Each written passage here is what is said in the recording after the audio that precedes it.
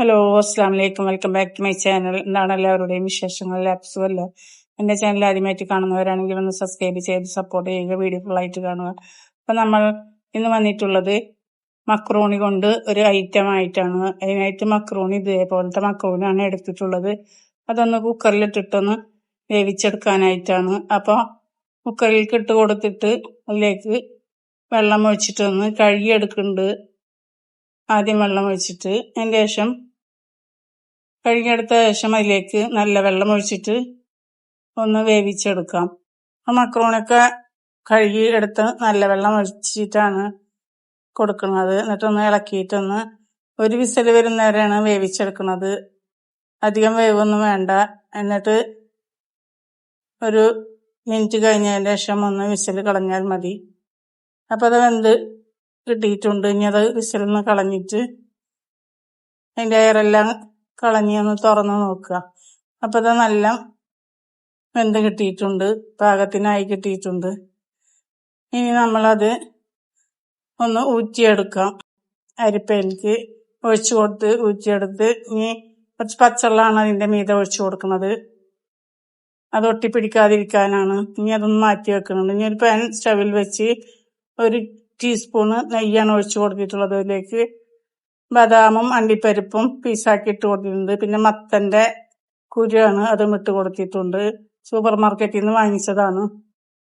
അതെല്ലാം ഇട്ടൊന്ന് വഴറ്റി ചെറുതായി ഒന്ന് മൂത്ത ശേഷം 1/2 ടീസ്പൂൺ ഏലക്കായ പൊടിച്ചതാണ് ഇട്ട് കൊടുത്തിട്ടുള്ളത്. അതും ഒന്നിട്ട് ഇളക്കിയ ശേഷം പാലാണ്, ഗുഡ് ലൈഫ് പാലാണ് എടുത്തിട്ടുള്ളത്, 1/2 ലിറ്റർ പാല്. അതിന് ശേഷം അതിലേക്ക് 1/2 കപ്പ് പഞ്ചസാര ഇട്ട് കൊടുക്കുന്നുണ്ട്, മധുരത്തിന് ആവശ്യമുള്ളത്. ഇത്തിരി മധുരം കൂടുതൽ ഉണ്ടെങ്കിലും കുഴപ്പമില്ല.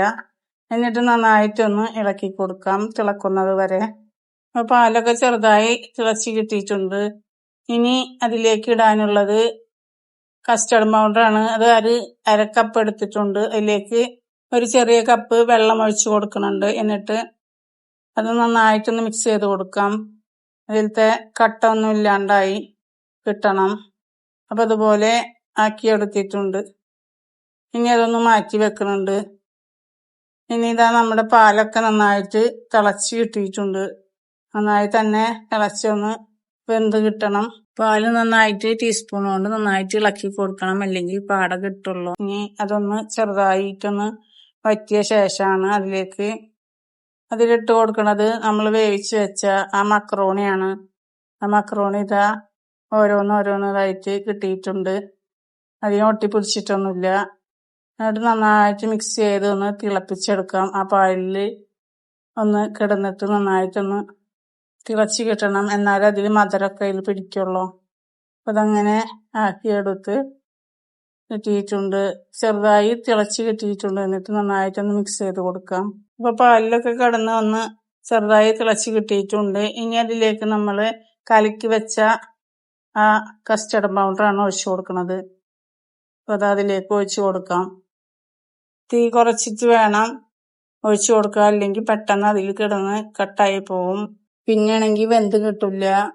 അതുകൊണ്ടാണ്. അപ്പം നന്നായിട്ട് ഇളക്കി കൊടുക്കാം. അപ്പം നന്നായിട്ട് മിക്സ് ചെയ്ത് കൊടുത്തിട്ടുണ്ട്. എന്നിട്ട് ചെറുതായിട്ടൊന്ന് തിളച്ച് ശേഷമാണ് അത് എടുത്ത് വെക്കണത്. കണ്ടില്ലേ, നല്ല കട്ടിയായിട്ട് കിട്ടിയിട്ടുണ്ട്. ഇങ്ങനെ നമുക്ക് ഇടക്കൊക്കെ ഉണ്ടാക്കി കഴിക്കാം. നല്ല രുചിയാണ് ഇങ്ങനെ ഉണ്ടാക്കി എടുത്താൽ. അപ്പം അതാ എല്ലാതും ചെറുതായി തിളച്ച് കിട്ടിയിട്ടുണ്ട്. ഇനി അതൊന്ന് ഇറക്കി വെക്കാം. ഗ്യാസൊക്കെ ഓഫ് ചെയ്ത് കൊടുത്ത ശേഷമാണ് നന്നായിട്ട് ഇളക്കി കൊടുക്കുന്നത്. ഇനി ഇതാ ഇറക്കി വെച്ചിട്ടുണ്ട്. ഇനി വേറൊരു പാത്രത്തിലേക്ക് മാറ്റി കൊടുക്കുന്നുണ്ട്. എന്നിട്ട് ചൂടാറിയ ശേഷം ഫ്രിഡ്ജിൽ വെച്ച് തണുപ്പിച്ചിട്ടോ അല്ലെങ്കിൽ ഇങ്ങനെ കഴിക്കാനും നല്ല രുചിയാണ്. ഇനി അതിലേക്ക് 2 ചോക്ലേറ്റ് മുട്ടായി ഇട്ട് കൊടുക്കുന്നുണ്ട്. ഒരു 6 ഒരു 7 ആയിട്ട് ഒരു ഭംഗിക്ക് വേണ്ടിയിട്ടാണ്. വീഡിയോ എല്ലാവർക്കും ഇഷ്ടപ്പെട്ടെന്ന് കരുതുന്നു. വീഡിയോ ഇഷ്ടപ്പെട്ടാൽ ലൈക്ക് ചെയ്യാനും ഷെയർ ചെയ്യാനും സബ്സ്ക്രൈബ് ചെയ്യാനും കമന്റ് ചെയ്യാനും മറക്കരുത്. വീഡിയോ ആദ്യമായിട്ട് കാണുന്നവരാണെങ്കിൽ ഒന്ന് സബ്സ്ക്രൈബ് ചെയ്ത് സപ്പോർട്ട് ചെയ്യുക. വീഡിയോ ഫുള്ളായിട്ട് കാണുക. ഇനി മറ്റൊരു വീഡിയോയുമായിട്ട് വരാം.